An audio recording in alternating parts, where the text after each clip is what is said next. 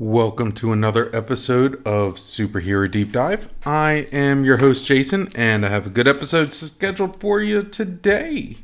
Before I start, let me give my normal disclaimers as I always do because it never ever stops getting old. I hate doing it, but I got to. Okay. The information pulled is from different sources across the internet and may or may not be completely complete, but they do give a really good insight on the current superhero. There are storylines and stuff that I omit when I talk about superheroes because I don't feel like they really contribute to the essence of the character. And sometimes it's fun for you guys to just like read about the character and experience the character and learn extra things about it on your own. But yeah. And as always, happy Tuesday.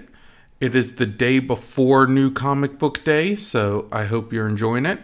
If you are listening to me on Outworld Fleet Radio, welcome. It's either a Tuesday or a Thursday, because I'm aired every Tuesday and Thursday throughout the day on Outworld Fleet Radio at www.un-con-conventional.com/radio. I'm also wherever you listen to your favorite podcast. And you can catch me on YouTube with Superhero Deep Dive. I have every episode except for the mutant X Gene one because that was a hard one. I couldn't do that one on as a slideshow. But every episode gets uploaded to YouTube with a slideshow of the character images, so you know exactly who I'm talking about, and some really cool images show up. Please feel free to like, subscribe, share, comment, all that good stuff. Watch them. I don't know. It makes really good background noise if you're listening and if you're working from home. I'm just letting you know. And also you can catch me on Twitch, Twitter, and Instagram under Super Deep Dive. You can catch memes if you're on Facebook. If you go to the Talk Nerdy to Me podcast network, I post superhero memes every day during the week. Sometimes I will post it during the weekends as well. It just depends on how chaotic my life is. But yeah, and on Twitter and Instagram, use the hashtag Superhero Deep Dive, and I post the superhero memes on there too. You can catch me at Super Deep Dive. So yeah. I think that's going to be it for all of that intro because that was a lot. But I'm talking about Quasar today, and I'm talking about the original one because there's actually like 3 or 4 of them. I'm talking about Wendell Vaughan. Now, Wendell Vaughan was born in Fond du Lac, Wisconsin.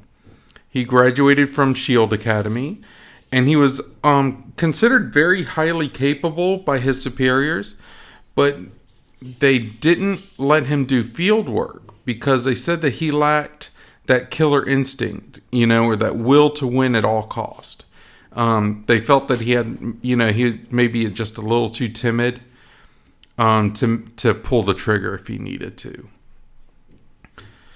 His first assignment is security detail for a research facility where a team of scientists were performing experiments on the quantum bands taken from the deceased superhero, the Crusader. A test pilot selected to wear the bands proved spectacularly successful at wielding them, but he perishes when the energy output reaches a critical mass beyond his control. Vaughn dons the bands when the criminal scientists launch a full-scale assault on the facility. Using the bands to generate solid energy constructs, he repulses the attack. When the energy buildup begins to overwhelm him, he decides to simply relax and go with the flow. To his surprise, the buildup abruptly dissipates. Vaughn realizes the key to wielding the bands is a flexible will, rather than an indomitable, uncompromising one. Ultimately, his lack of killer instinct makes him a more suitable wielder of the bands. So basically, this almost plays out like a what-if story. You have the test pilot. So what if Green Lantern didn't actually get the ring? This is what happens. One of the security guards gets it. you know. And I kind of like that because, with that strong will, the energy can build up. I can totally see that. And to have something like, just relaxing and going with it, kind of helps mediate that. So yeah, it was really cool. That's a cool twist on it. And this is kind of one of Marvel's takes on the Green Lantern story, which is probably why I like it, because it's a take on a classic hero, but it gives it a really good twist with it that makes it a little bit more relatable. So, Wendell Vaughan becomes a superhero using the codename Marvel Boy in his first appearance, alongside S.H.I.E.L.D.'s superhuman super agents. He later becomes Marvel Man, because he's not a boy anymore, and finally settles on Quasar. Quasar journeys to Uranus, not mine, but yours, where the original Marvel Boy had received the bands. The band's true natures and origins are revealed to him by the cosmic entity called Eon. Eon explains the bands were intended to be worn by his agent, the Protector of the Universe, who was actually the very first, or the previous, Captain Marvel. Not Captain Marvel, but Captain Marvel. Quasar is offered the role and accepts to be Protector of the Universe. As a result, his mind is open to the true extent of the band's power, including how to use the bands to teleport via a dimension called the Quantum Zone. He also battles a villain called Death Urge. After returning to Earth, he resumes his role as a superhero and assists the Avengers in a battle against Supernova.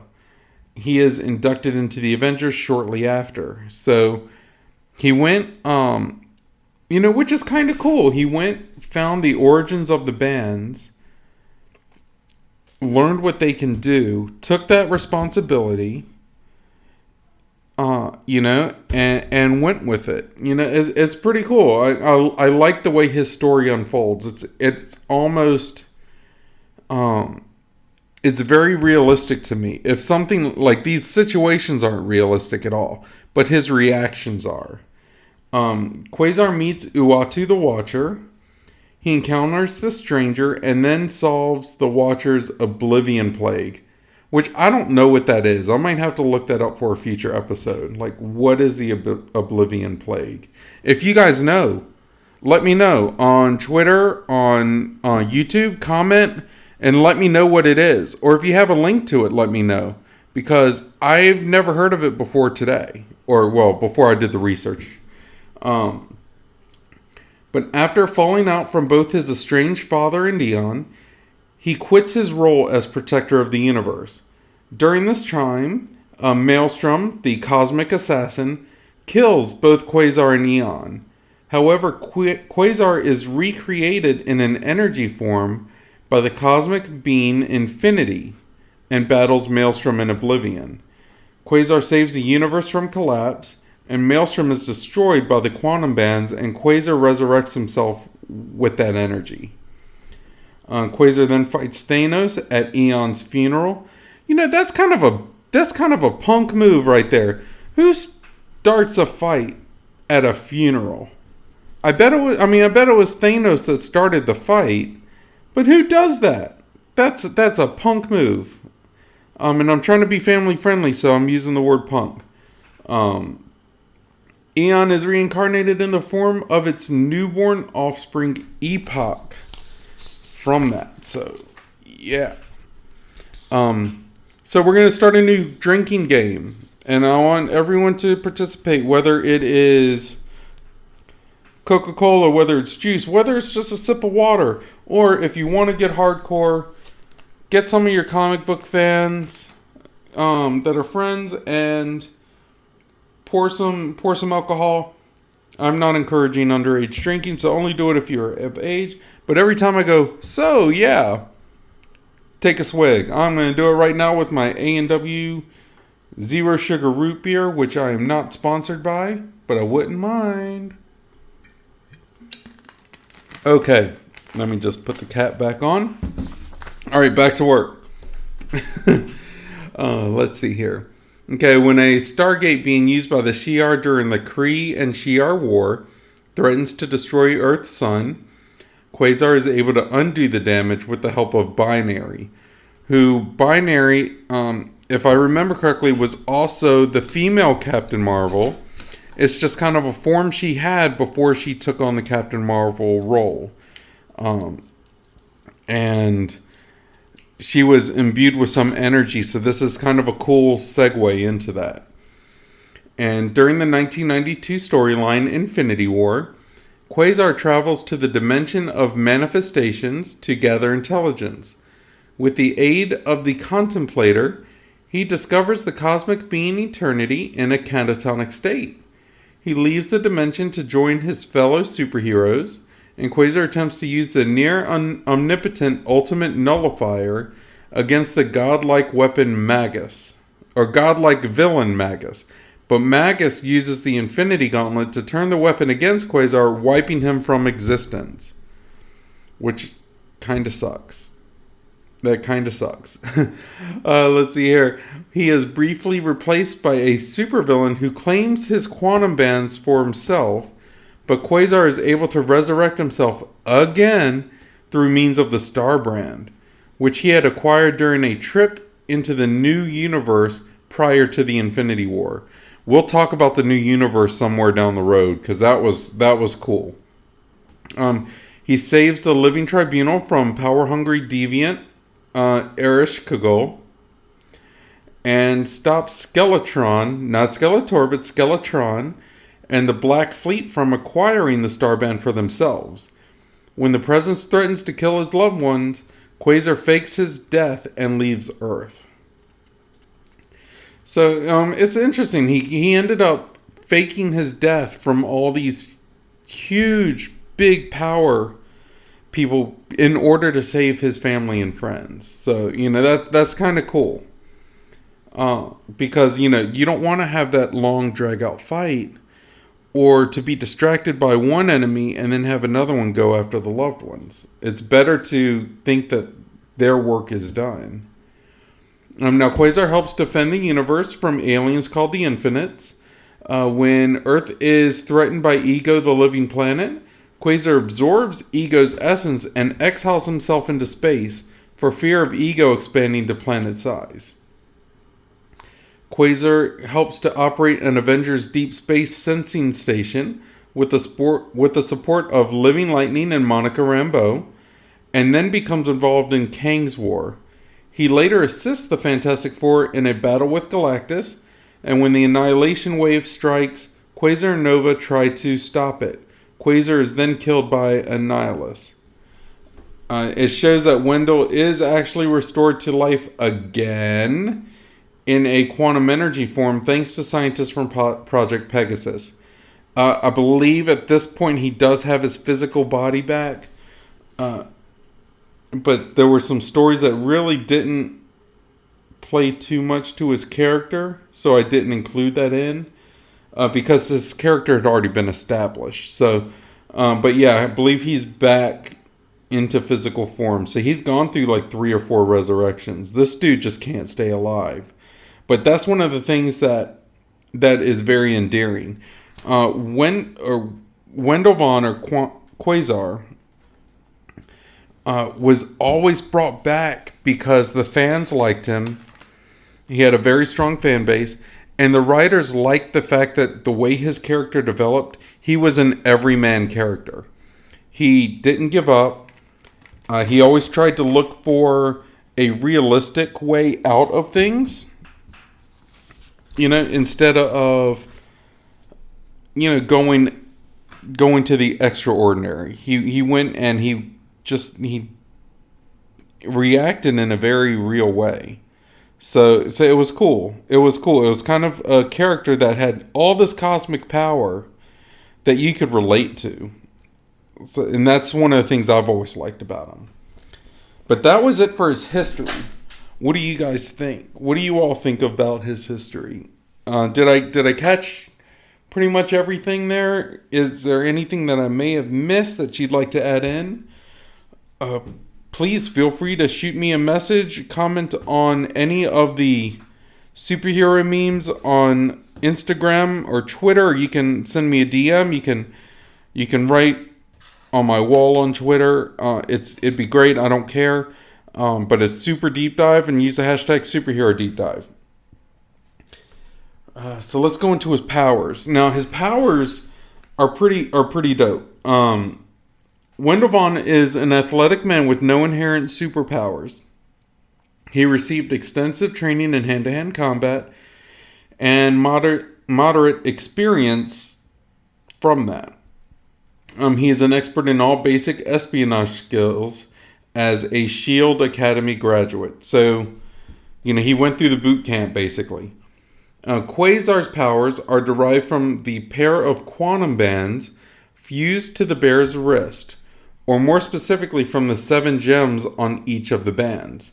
The bands are permanently affixed to the wrist. While he or she can make light bend around them so they appear to be invisible, they are still tangible. They are linked to their wearer's nervous system and grant tremendous powers of energy manipulation, apparently working the same for each bearer. Composed of unknown materials, the bands were originally created by Eon to be worn by his designated protector of the universe. At some point, they were left in a weapons depot by the alien Kree, where they were discovered by the Uranian Eternals and brought to Earth by a deluded crusader who believed himself to be the 1950s Marvel Boy. All right, foremost among the band's powers is the ability to tap into a limitless energy source called the quantum zone. Now, I wonder if the quantum zone is the same as Ant-Man's quantum realm, because the name is right there. Quasars can project energy or project quantum energy in the form of devastating beams of force or heat. Vaughn more commonly employs them in a fashion to fashion incredibly durable constructs of solid energy, such as containment spheres or pinchers. He protects himself with a personal force field of quantum energy when he does this.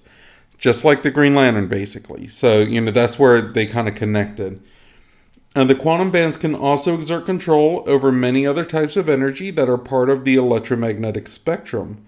For example, Vaughn once used a star to emit an enormous solar flare. It is also possible to absorb and redirect the cosmic energy wielded by such powerful beings as the Silver Surfer, Jack of Hearts, Adam Warlock, Thanos, Jean Grey, and the Watchers, siphoning their power and using it to augment the quantum energy. Forms of energy the quantum bands cannot control include magic and the dark force. Okay, and he also had a star brand at one point. While he possessed the star brand, Quasar gained the abilities of flight, superhuman strength, and resilience.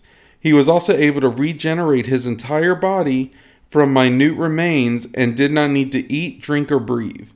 However, virtually all of the energy derived from the star brand was depleted not long after he gave it away. The Living Tribunal later stated that Quasar's body retains only an insignificant trace amount of energy. So, and the star brand was like this, it almost looked like a tattoo on the palm of his hand, if I remember correctly. And so it was kind of cool. Cosmic awareness. Quasar also briefly possessed the same powers of cosmic awareness that Eon granted the Kree soldier Mar-Vell, who was later known as the original Captain Marvel. The original Captain Marvel in the Marvel Universe, not in the DC Universe. I gotta make that clear. By simply concentrating for a moment, he could gain complete knowledge about virtually anything in the universe. So that's kind of a cheap power, but they gave it to him for a while. He also had a standard operating procedure, which is important because he had a code, basically. And while Quasar's powers are quite powerful and diverse, he doesn't like to make it a habit of using all of his power to destroy his opponent. It is important to note his standard operating procedure. Okay, step number 1 is contain. Quasar encounters someone who looks menacing, his immediate reaction is to whip up a containment vessel around him to prevent further danger. Okay, the second step is to drain. If it appears this menace has energy-based powers, Quasar taps those powers and drains them off. The length of time this takes depends on the extent of the menace's powers. He cannot do this to people whose energies are outside of the electromagnetic spectrum, though. And then attack. He fights them with a quantum construct, be it a personal weapon. It turns out Quasar actually prefers the nunchakus, or something big like a giant hammer or anvil, as you would normally see in like a Green Lantern comic. So I really, really dig this. I like the fact that he goes and he's got his own code. He's got his own standard. He's going to contain it to maybe the people will calm down and he can talk them out of whatever they're doing. He literally tries to drain their powers if they have energy-based powers, so they can't do any damage to him or anyone around them or themselves. That's incredibly awesome. That's really cool. That's taking this very passive, non-violent approach. And I dig it. And then he does go to violence if he absolutely has to. So he's not afraid to fight. He just wants to exhaust everything before he goes to that. And when I was raised taking martial arts. I've taken martial arts since I was 13 years old. And I get that. There are times where you can see where this fight is not going to prove anything. So all you want to really do is de-escalate the situation. You put them in a hold or something to contain them, so they calm down and know that this doesn't need to go anywhere. I've actually gotten through a couple of fights just on that, putting them in some kind of hold to where they know that I could take action if I wanted to, but no one has to get hurt. So I applaud them for that. I really like that. And what do you guys think? What about his powers? I like them so much more than Green Lanterns. So if you're a Green Lantern fan, I definitely recommend you looking into Quasar. And we're going to come to my favorite part. This is the power expansion. This is where I go to where if I want them to be in a different comic series, if there's like a storyline, or if it's something like a new MCU show or mini series, or if there's a movie that can be done, stuff like that. Like, what could they do? And I think I've covered all bases. I've even done animated versions and stuff. With Quasar's always been one of my favorite, like, all-time favorite heroes. Shazam, or the original Captain Marvel, is my absolute all-time favorite. Quasar's not far from it. I've always enjoyed the way he was written. I've always liked the stories he had. He's just always been one of my favorites. But with his powers, he's too closely related to the MCU, the Marvel Cinematic Universe's Captain Marvel. And, we don't really need a second version of Captain Marvel running around. It's redundant. It's too redundant. You don't need that. So here's what I propose. Hold on one second. I just want to get a sip of my drink. Okay, sorry about that. My throat was getting dry. All right. So here's what I propose. Let's have him be in a future Captain Marvel movie or a Guardians of the Galaxy movie. Okay? But let's have him be an extra character. Like, not one that's in the main team. Not one that even maybe has a huge role in it. Just an extra character. Like, for instance, Captain Marvel and the Guardians of the Galaxy are established in the MCU as a cosmic police force. Pretty much. I mean, in the Avengers movies, Captain Marvel went and she was talking about how she was helping all these other planets. Guardians of the Galaxy does that. It's in the name. They're guardians of a galaxy. So, but in the Guardians of the Galaxy movie, we also had the Nova Corps. And they're kind of an intergalactic police force. So let's add Quasar into the mix with that as a cosmic enforcer for a section of the planet, almost like the Green Lanterns. He can just be in a separate section. So you have 4 cosmic level superheroes or super teams, and they're covering different areas. Which could be some of the heavier populated alien worlds or something. I don't know. But this way he can make cameos when needed. Like, he can always join in. And he's always got another avenue for future stories in the future. There can be one-shots or mini-series of him and the Novas based on their adventures in their specific sectors of space, or even if they cross over and team up.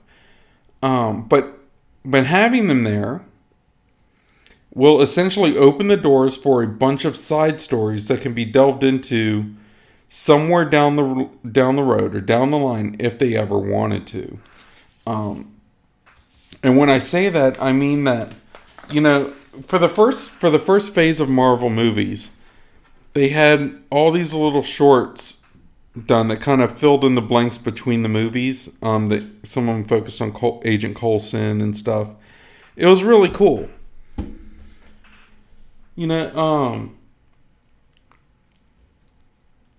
With Phase 4, I think it's Phase 4 now that we're in. They're expanding. They're expanding the world. And the thing with Marvel is that it never has to end. It really, really doesn't. They're all written extremely well. They just don't have to end. They can almost be their own genre. That's not a superhero movie. It's just a MCU movie. But if they ever wanted to do little one-shots, maybe an hour long or something, or even just an hour and a half, because all their movies now go 2 hours plus. So like a 1.5 hour, just a mini version of what their movies are, You can have Nova, or you can have Quasar helping out in a certain situation. What if they end up helping out some of the Skrulls, and it turns out that feeds into the Kree and Skrull War? Or I think at one point they were trying to do Secret Invasion, which, if you're not familiar with the basic storyline of it, the basic storyline, so I'm not giving any big spoilers away. The basic storyline is that there were Skrulls that came in and they replaced superheroes with genetic engineering, so they had the same powers, and they replaced them so covertly that, an extended amount of time, like years, decades, can pass by, and no one would realize that, their teammates were Skrull replacements of the originals.